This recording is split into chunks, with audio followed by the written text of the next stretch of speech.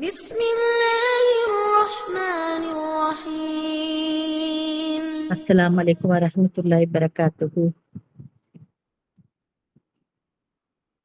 இறை பொருத்தம் பார்ட் 2 சொல்ல போறேன். ஏற்கனவே எல்லாரும் கேட்டிருப்பீங்க. ஆனாலும் அது ஒவ்வொரு விஷயமும் அல்லாஹ் திரும்பி திரும்பி திரும்பி குர்ஆன்ல ஒவ்வொரு விஷயத்தையும் சொல்லிக்கிட்டே இருக்கான். எதுக்காகன்னா அல்லாஹ் சொல்றான், இந்த திருக்குர்ஆன் உங்களுக்கு அச்சமூட்டி எச்சரிக்கை செய்து நல்லுணர்வு பெறுவதற்காகவே நாம் இந்த குர்ஆனை கொடுத்திருக்கோம்னு சொல்றான். அச்சமூட்டுறது, அப்புறம் எச்சரிக்கை பண்றது, அதுல இருந்து நல்லுணர்வு பெறுவது, அதற்காக தான் சொல்றான். அதனாலதான் நம்ம அந்த வரலாறுகளையும் திருப்பி திருப்பி சொல்றான். அந்த வரலாறு கேட்க கேட்க என்னுடைய கஷ்டம் எனக்கு பெருசா தெரியவே தெரியாது. இப்ப நம்ம அம்மா அனுபவத்தை சொல்றாங்க, நம்ம அப்பா அனுபவத்தை சொல்றாங்க. அது எதுக்காக சொல்றாங்க? நம்ம அந்த பாதையை கடந்து வரணும் அப்படின்றதுக்காக. அதுக்குதான் ஒரு ஒரு கதையா சொல்லுவாங்க.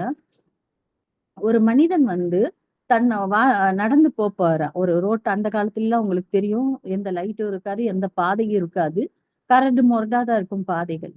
அப்போ ஒரு மனிதர் சொல்றாரு, அங்க உட்கார்ந்து இருக்காரு, விளக்கு ஒண்ணு வச்சிருக்காரு. அப்ப அது ஒரு குகை மாதிரி இருக்கு, அதுக்குள்ள போறாரு. அவர் சொல்றாரு, நீங்க அந்த விளக்கு வச்சிருக்கே, இத வச்சுக்கப்பா, நீ உள்ள போனேன்னா ஈஸியா கடந்து போயிருவ அப்படின்னு சொல்றாரு. ஆனா அதுல ஒரு மனிதன் வாங்க மாட்டேன்றான், ஒரு மனிதன் வாங்கிக்கிட்டான். இப்போ அவனுக்கு இந்த லைட் வச்சிருக்கவனுக்கு எவ்வளவு இலகுவா இருக்கும் அவனுடைய பாதை போறதுக்கு. அதே லைட் இல்லாதவன் எத்தனை இடத்துல கீழே விழுகணும், எத்தனை இடத்துல அடி வாங்கணும், அதெல்லாம் இருக்கு. அப்போ அனுபவம் இது மாதிரி ரப்பு என்ன சொல்றான், ஈஸியா சொர்க்கம் பெறுறதுக்கு, நீ ஒரு சொர்க்கம் கிடைக்கணும்னா இந்த உலகத்துல நீ எப்படி இருக்கணும்னு நமக்கு சொல்லி கொடுக்கிறார் ரப்பு.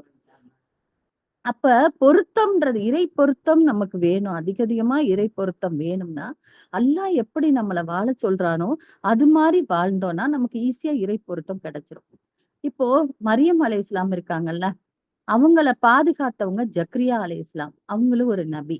அப்போ மரியம் அலைஹிஸ்ஸலாமுடைய தாய் அவங்க மாசமா இருக்கும் போதே என்ன நியத்து வச்சுறாங்கன்னா, இந்த குழந்தைய இறை வழியிலேயே நான் அர்ப்பணிப்பேன் இறைவான்னு அவங்க நியத்து வச்சிடுறாங்க. அப்ப அதுக்காக அந்த குழந்தைய என்ன செய்யறாங்க, அந்த குழந்தை பிறக்குது. ஆனா அது பெண் குழந்தையா பிறந்துருச்சு. ஆனாலும் அவங்க நியத்து வச்சதை செய்யணும்னு சொல்லிட்டு அவங்கள பள்ளியிலேயே இருக்க வச்சு அவங்க அங்க வளர்றாங்க ரொம்ப பாதுகாப்போட. அவங்களுக்கு பாதுகாவலரா ஜக்ரியா அலைஹிஸ்ஸலாம் இருக்கிறாங்க. இவங்க எப்ப மரியம் அலைஹிஸ்ஸலாம பார்க்க போனாலும் அவங்க சாப்பாடு கொண்டு போகும்போது மட்டும் அவங்க போவாங்க. அதுக்கு முன்னாடியே மரியம் அலைஹிஸ்ஸலாம் சாப்பிட்டுட்டு இருப்பாங்களாம். யாரும்மா குடுத்தான்னு கேட்டா அல்லாஹ் குடுத்தான்னு சொல்லுவாங்களாம். அப்போ அந்த மாதிரி பாதுகாத்துட்டு இருந்திருக்காங்க ஜக்கரியா அலைஹிஸ்ஸலாம். ஆனா அவங்களுக்கு பார்த்தா ரொம்ப வருடங்கள் அவங்க ரொம்ப கிழவனாயிட்டாங்க. அதுவரையும் அவங்களுக்கு குழந்தையே இல்ல. ஆனா அவங்க என்ன கேட்டுக்கிட்டே இருக்காங்க ரப்பிட்ட. எப்பயுமே கேட்டுக்கிட்டே இருக்க விஷயம் என்னன்னு கேட்டா, அல்லாஹ் எனக்கு குழந்தை கொடு, அல்லாஹ் எனக்கு குழந்தை கொடுன்னு திருப்பி திருப்பி இவங்க கேட்டுக்கிட்டே இருந்திருக்காங்க. இப்ப அல்லாவும் அவங்களுக்கு நான் ஒரு குழந்தைய கொடுக்க போறேன் அப்படின்னு அல்லாஹ் சொல்லிட்டான். அப்ப சொல்லவுமே என்ன ஆகுதுன்னு கேட்டா, இப்பதான் அவங்களுக்கு அவங்க யோசிக்கிறாங்க, நானும் கெல்லடாயிட்டேன், என்னுடைய மனைவியோ மலடாயிட்டாங்க. ஏன்னா இவங்க இப்பதான் யோசிக்கவே செய்றாங்க. அவங்க துவா செஞ்சுட்டே இருக்கும்போது அவங்க என்ன யோசிச்சாங்கன்னு தெரியல. ஆனா இப்பதான் அவங்க அல்லாஹ் குழந்தை குடுக்க போறேன்னு சொன்ன பின்னாடிதான் அவங்க யோசிக்கிறாங்க, நம்ம கிழவனா இருக்கோமே, நம்மளுடைய மனைவி ரொம்ப மலடாயிட்டாங்களே, அப்ப எப்படி நமக்கு குழந்தை பிறக்கும்னு அப்பதான் யோசிக்கிறாங்க. அப்ப அல்லாஹ்ட்ட கேக்குறாங்க. அல்லாஹ்ட்ட கேட்கவுமே அல்லாஹ் தான் ஆதம் நபிய எதுவுமே இல்லாம படைச்சானே. அவனுக்கு தான் எதை வேணாலும் நடத்த வல்லமை உள்ளவன் தானே. அவனுக்கு எல்லாமே கொடுக்கக்கூடிய சக்தி உள்ளவன் தானே. அப்ப அல்லாஹ் சொல்றான், சொன்ன உடனே எனக்கு நான் எப்படி நான் அதை தெரிஞ்சுக்கிறதுன்னு கேட்டாங்க. நீங்க 3 நாளைக்கு பேசவே மாட்டீங்க அப்படின்னு சொன்னாங்க. அல்லாஹ் அந்த குழந்தைய குடுக்கும்போது அதுக்கு அல்லாஹ் பேரே வச்சு குடுக்குறான். இதுவரை யாரும் சூட்டாத பேரான யஹ்யான்ற பேரை வச்சு அவங்களுக்கு ஒரு சாலிக்கான மகனை குடுக்குறாங்க ஜக்கரியா அலைஹிஸ்ஸலாத்துக்கு. அப்ப அவங்க அல்லாஹ் எனக்கு முதல்ல பொருந்திக்கிட்டாங்க. தனக்கு குழந்தை இல்லன்றத முதல்ல பொருந்திக்கிட்டாங்க. அதுக்கப்புறம் அவங்க அதுக்காக கேட்டுக்கிட்டே இருந்திருக்காங்க அல்லாஹ் குடுக்குற வரையும். அவங்க சொல்லும்போது பாத்தீங்களா, அவங்களுக்கு அந்த நம்பிக்கையே இல்ல. நான் கிழவன் ஆயிட்டேன், என்னுடைய மனைவி மலடாயிட்டாங்க, எனக்கு எப்படி ஒரு குழந்தை கிடைக்கும் அப்படின்னு யோசிக்கிற அளவுக்கு இருந்தாங்க. அப்போ ஆனா அல்லாஹ் அவங்க பொருத்தத்துக்கும் அவங்களோட வேண்டுதலையும் அல்லாஹ் கண்டிப்பா நிறைவேற்றுவான். இதுதான் நம்ம உணரணும். எப்பனாலும் நமக்கு ரப்பு நமக்கு கொடுப்பான். என் மேல அவ்வளோ அக்கறை செலுத்தக்கூடியவன். ஆனா என் ரப்பு நாடும் போதுதான் அது கிடைக்கும் எனக்கு. நான் கேட்ட உடனே கொடுக்க முடியாது. நீங்க உங்க புள்ள கேட்ட உடனே எல்லாத்தையும் வாங்கி கொடுத்துருவீங்களா? அதுக்கு எப்ப எது தேவையோ அதைத்தானே கொடுப்பீங்க. அப்போ என் மேல 70 தாயை விட பல மடங்கு பாசம் வச்சிருக்கக்கூடிய என்னுடைய ரப்புக்கு தெரியும். எனக்கு எதை செஞ்சா சிறந்தது, எதை செஞ்சா சிறந்தது இல்ல. அதே மாதிரிதான் இப்ராஹிம் நபிக்கும் அவ்வளோ காலம் பொருந்துனாங்க. இன்னைக்கெல்லாம் நம்ம வந்து கொஞ்ச நாள் குழந்தை இல்லைன்னாலே அது புருஷன் பொண்டாட்டிக்குள்ள பெரிய பிரச்சனை ஆயிருது. அப்புறம் அவங்க வேணான்ட்டு போயிடுறாங்க. அதுக்கப்புறம் இவங்களுக்குள்ள மன அழுத்தத்துக்கு ஆளாயிட்டு இப்ப யாரை கேட்டாலும் ஒண்ணு பிடிச்சிருக்காங்க. மன அழுத்தம், மன அழுத்தம், மன அழுத்தம். இந்த உலகம் பிறந்ததுல இருந்து பிரச்சனை இல்லாத ஒரு மனிதன் இருக்கானா? யாராவது கொட்டி பணம் கொடுத்திருந்தா கூட அவனுக்கு பிரச்சனை இல்லாம இருக்கா? அப்போ அது மன அழுத்தத்துக்கு எதுக்கு ஆளாகணும்? எல்லா மனுஷனுக்கும் பிரச்சனை இருக்கு. இந்த உலகத்துல எல்லா மனுஷனும் அதை கடந்துதான் வரணும். எல்லாமே கடந்து போகும். நம்மள கடந்து கடந்து போய்க்கிட்டே தான் இருக்கும். ஆனா நம்ம ஒரே ஒரு இலக்க தான் நம்ம வந்து வச்சுக்கணும். மறுமை. எனக்கு ரொம்ப மறுமையில நிரந்தரமான வாழ்க்கை கொடுக்க போறா அப்படின்னு. அப்ப இப்ராஹிம் நபி அவங்களும் அவ்வளவு காலம் குழந்தை இல்ல. அவங்கள அல்லாஹ் கலீல் அப்படின்னு சொன்னான். ஆனா அவங்களுக்கு குழந்தை கொடுத்தானா? இல்லையே. அவங்க அவ்வளோ நாள் ரப்பிட்ட ஏங்கி ஏங்கி கேட்டு கேட்டு ரப்பிட்ட கேட்டதுனால ரப்ப அவங்களுக்கு குழந்தைய கொடுத்தா. 2 குழந்தையா கொடுத்தான். இஸ்மாயில், இஸ்காக்குன்றவங்க 2 குழந்தைய கொடுத்தா ரப்பு. அவனுக்கு எல்லா ஆற்றலும் உண்டு. அவனுக்கு எல்லா வல்லமையும் உண்டு.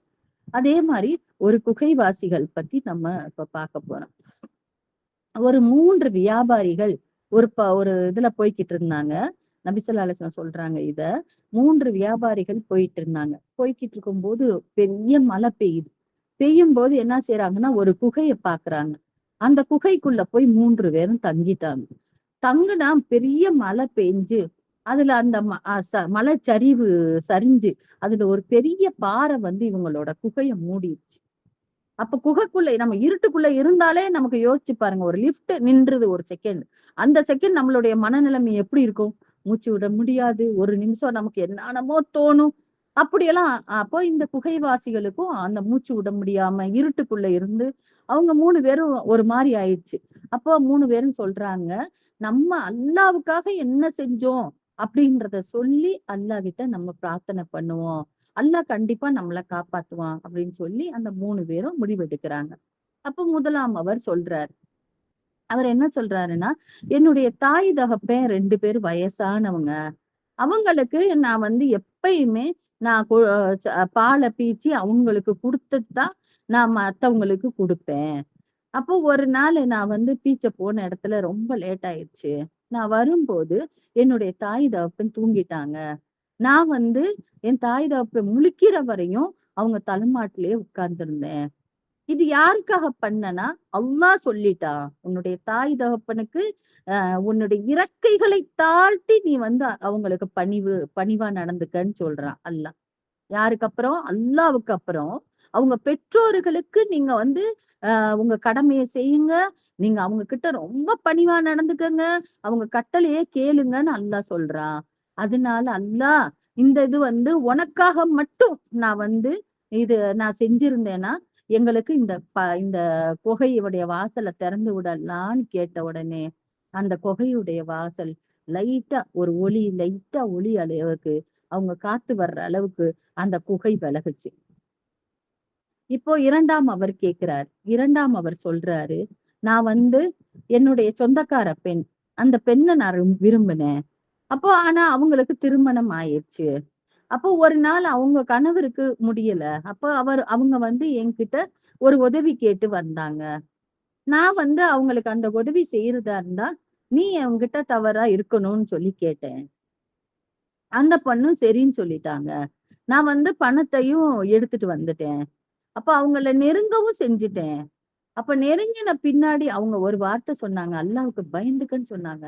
நான் அந்த காசையும் விட்டு போட்டு நான் திரும்பி பார்க்காம ஓடி வந்துட்டேன் அப்படின்னு சொல்றாங்க. யோசிச்சு பாருங்க.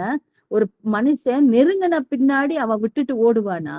ஆனா அந்த பெண் ஒரு வார்த்தை சொல்லுச்சு, அல்லாஹ்வுக்கு பயந்துக்கன்னு. நான் அல்லாஹ் உனக்காக அந்த இடத்துல பயந்தேன் ரப்பே. நீ இருக்க, நீ பாத்துட்டு இருக்க அப்படின்றதுக்காக நான் பயந்தேன் ரப்பே. அப்ப நான் அந்த இடத்துல அப்படியே விட்டு போட்டு ஓடி வந்துட்டேன் இறைவா. அதாவது உண்மையிலேயே உனக்காக செஞ்சதா இருந்தா எனக்கு இந்த இந்த பாறைய தொறந்து விடு ரப்பேன்னு சொல்லி கேட்டாரு. அப்போ அந்த பாறை இன்னும் கொஞ்சம் நகண்டுச்சு.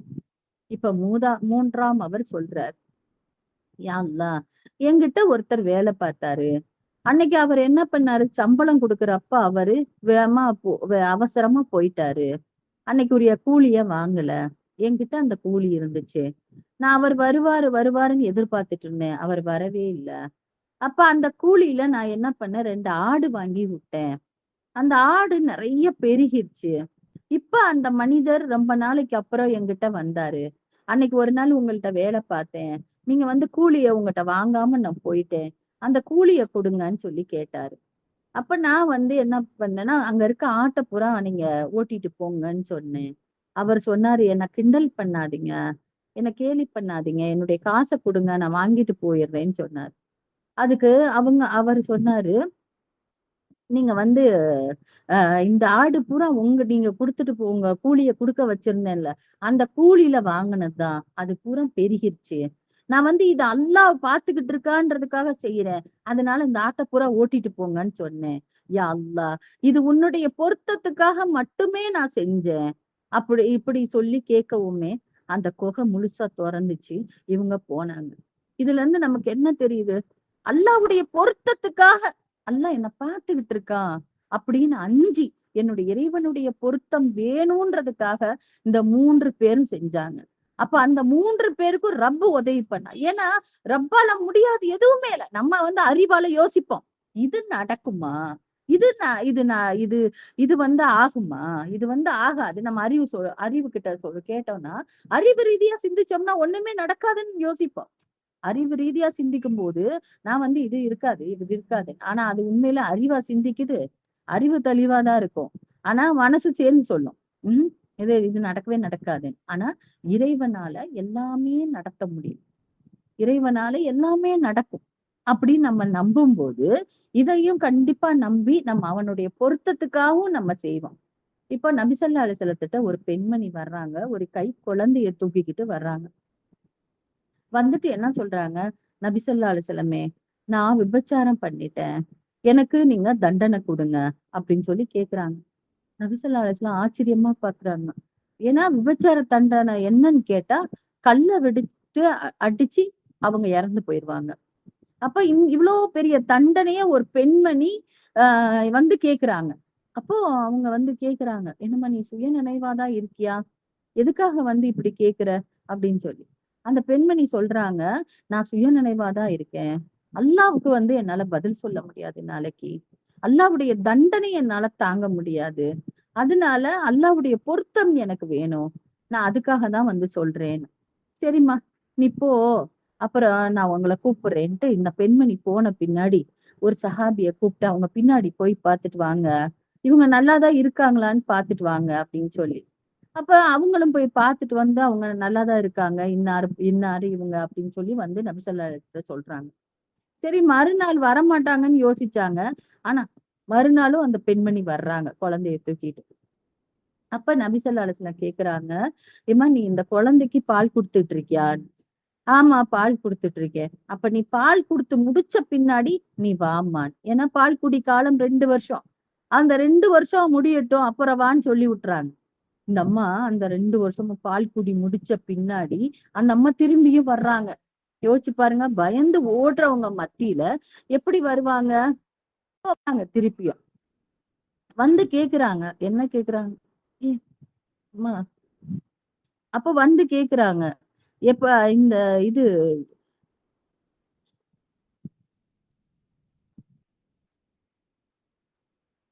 ஒரு நிமிஷம் வெயிட் பண்ணுங்க. அந்த 1 செகண்ட். அப்ப வந்து கேக்குறாங்க. அந்த பெண்மணி 2 வருஷம் சென்றும் வரமாட்டாங்கன்னு நெனச்சாங்க. ஏன்னா, வாழ்நாள் எவ்வளவு முக்கியம் அந்த வாழ்க்கையில யோசிச்சு பாருங்க. இந்த உலகத்துல இன்னைக்கெல்லாம் என்ன ஓடுதுன்னே நமக்கு தெரியல. அப்படி ஓடிக்கிட்டு இருக்கு. அப்போ அவங்க அப்படி வந்து கேட்கும்போது, அ திருப்பியும் வந்து அவங்க என்னோட நான் பால் ஊட்டும் காலம் முடிஞ்சிருச்சு. எனக்குரிய தண்டனைய கொடுங்க நபி ஸல்லல்லாஹு அலைஹி வஸல்லமேன்னு கேட்குறாங்க. இப்ப அவங்களுக்குடைய தண்டனை நிறைவேற்றப்படுது.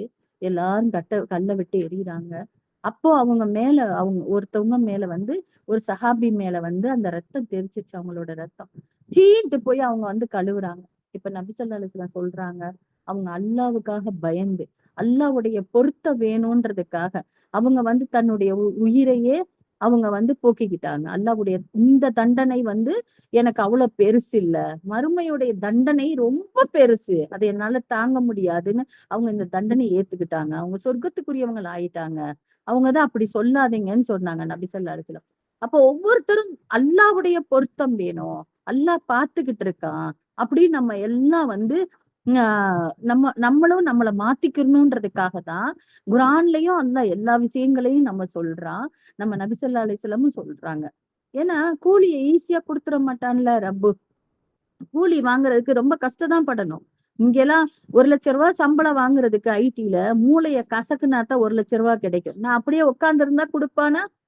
அப்போ நான் உடம்பு உழைச்சாதான் எனக்குரிய சம்பளம் கிடைக்கும். உடம்பு உழைப்பா இருக்கட்டும், இது நான் என்னுடைய மூளைய வச்சு நான் பெரிய பெரிய இது பண்றேனாலும் சரி, எது பண்ணாலும் எனக்கு என்ன பண்ணுனாலும் நான் சம்பளம் வாங்கணும்னா என்ன செய்யணும்? நான் உழைக்கணும். அப்ப இந்த உலகம் எனக்கு உழைப்புக்குரிய இடம். எனக்கு ரப்பு குடுக்கறத பூரா நான் பொருந்தக்கூடிய மனிதர்களா நம்மள ஆக்கணும் இன்ஷா அல்லாஹ். ஒவ்வொரு நபிமார்களுடைய வரலாறுல இருந்தும் ஒவ்வொரு படிப்பினையும் என்ன அந்த செகண்ட் கேட்ட உடனே என்ன திருத்தக்கூடியதா இருக்கணும். இம்மை வாழ்க்கையை விட மறுமை வாழ்க்கை முக்கியம் அப்படின்னு ஒவ்வொரு செகண்டும் நம்மளுடைய நினைப்பு இருக்கணும். அல்லாஹ் பார்த்துக்கிட்டு இருக்கான், அல்லாஹ் இருக்கான் கண்டிப்பா. எல்லா மனிதனும் சொல்றது என்னன்னா, கடைசியா எல்லா அறிஞர்களும், அதாவது ரொம்ப அறிவியல் ரீதியா போகக்கூடியவங்களும் கடைசியில ஒண்ணு பதிவு பண்ணுவாங்க தன்னுடைய முதல்ல சொல்லுவாங்க, நாத்தியம் பேசுவாங்க, எல்லாம் பண்ணுவாங்க. ஆனா கடைசியா என்ன பதிவாங்கன்னா, இதுக்கு ஏதோ ஒரு சக்தி இருக்கு. அப்படி நம்பினாலே போதும். ஏதோ ஒரு சக்தி இருக்கு. ஏன்னா இது இரவு பகல் அல்லாஹ் சொல்றான். இரவும் பகலும் ஒண்ணு முந்தாது. அது கரெக்டா தன்னுடைய காலத்துல சுத்திக்கிட்டு இருக்குன்னு சொல்றான். இப்ப கண்ணு கூட பாக்குறத சொல்றான் அல்லாஹ். இந்த வானத்தை பாரு, இந்த வானத்துக்கு நான் எங்கேயாவது தூண் வச்சிருக்கேனான்னு பாருன்னு கேக்குறான் அல்லாஹ். அவன் எப்படி இருப்பான்? அவனுக்கு நான் உருவம் கொடுக்க, அவனுக்கு ஒரு இது கொடுக்க தேவையில்லை.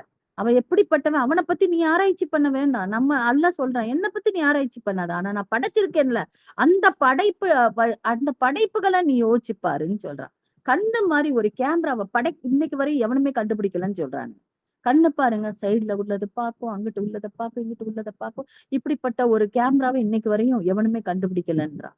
அப்போ நம்மளுடைய உடல் உறுப்புல இருந்து, நம்மளை சுத்தி உள்ளதுல இருந்து ஒரு வீடு இருக்குன்னா, அதுக்கு நம்ம 4 செவுரு வைக்காம அந்த ஆட்சி நிக்குமா? நிக்காது இல்ல. ஆனா இந்த வானத்தை பாருங்க, எங்காவது ஒரு தூண் இருக்கா? தூண்ல நிக்கிதான் இந்த வானம். அப்ப அல்லாஹ் சொல்றான், நான் படைச்சதுல இருந்து சிந்திச்சு பாரு, நான் எப்படி படைச்சிருக்கேன்னு பாரு. அல்லாஹ் சொல்றான் குர்ஆன்ல, ஆஹ் 2 கடலுக்கு மத்தியில நான் திரை வச்சிருக்கேன்னு சொல்றான். அது உங்க கண்ணுக்கு தெரியாதுன்னு சொல்லிட்டான். இத ஒருத்தன் டெஸ்ட் பண்ணவும் கிளம்பி போயிட்டான். போயிட்டு என்ன பண்றான்? டெஸ்டும் பண்றான். அப்போ அந்த இதுல டென்டிஸ்டின்னு சொல்லி அதை வச்சு அவங்க அத எடை போடுவாங்களாமா அந்த தண்ணி. அது 2யும் செக் பண்றாரு. அதை செக் பண்ணும் போது ஒண்ணுக்கு ஒண்ணு ஒரே இடத்துல 2 கலந்து கலந்து போய்கிட்டு இருக்கு. ஆனா 2உடைய தன்மையும் மாறுதுன்னு சொல்றாரு. அப்போ இதெல்லாம் எதுக்காக சொல்றான்? இதெல்லாம் ஏன் சொல்லணும்? அப்போ இது ஒரு மனிதர் சொல்லியிருக்க முடியாது. 1452 வருஷத்துக்கு முன்னாடி ஒரு மனுஷன் சொல்லியிருப்பாரா? எல்லாமே 200 வருஷத்துக்குள்ளதான் நமக்கு எல்லாமே கிடைச்சிச்சு சயின்ஸ் ரீதியா. ஆனா இது மனுஷன் சொல்லியிருக்க வாய்ப்பே இல்லை.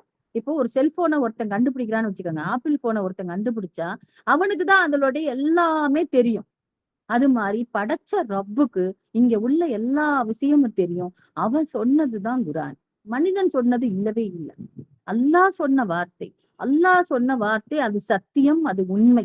அதை நான் நம்புறேன். நான் மறுமைய நம்புறேன். இன்ஷா அல்லாஹ் மறுமை கண்டிப்பா, மறுமையில எனக்கு சிறந்த வாழ்க்கையை கொடுக்க போறான். அப்ப இது எனக்கு டெஸ்ட். இதுக்கு எனக்கு ஒரு சந்தை கூடுற இடம். நான் ஒரு மார்க்கெட் போறேன், ஒரு சந்தைக்கு போறேன், அங்க கொஞ்ச நேரம் நான் இருப்பேன், அப்புறம் என் வீட்டுக்கு வந்துருவேன். அப்ப என்னுடைய வீடு நாளை மறுமை. இன்ஷா அல்லாஹ் அந்த மறுமை கிடைக்கணும்னா நான் முதல்ல என்னுடைய இறைவனை நம்பணும். அதுக்கப்புறம் அவன் கொடுக்கறத நான் பொருந்தணும். இன்ஷா அல்லாஹ் நம்ம எல்லாரும் அல்லாஹ்வை நம்பி, முழுமையா நம்பி, இன்ஷா அல்லாஹ் அல்லாஹ் கொடுக்கக்கூடிய எல்லா விஷயங்களையும் பொருந்தக்கூடிய மனிதர்களா உங்களையும் என்னையும் அல்லாஹ் ஆக்கி வைப்பானாக என்று பிரார்த்தனை செய்தவளாக என்னுடைய உரையை முடிக்கிறேன். அஸ்ஸலாமு அலைக்கும் வரஹ்மத்துல்லாஹி வபரகாத்துஹு.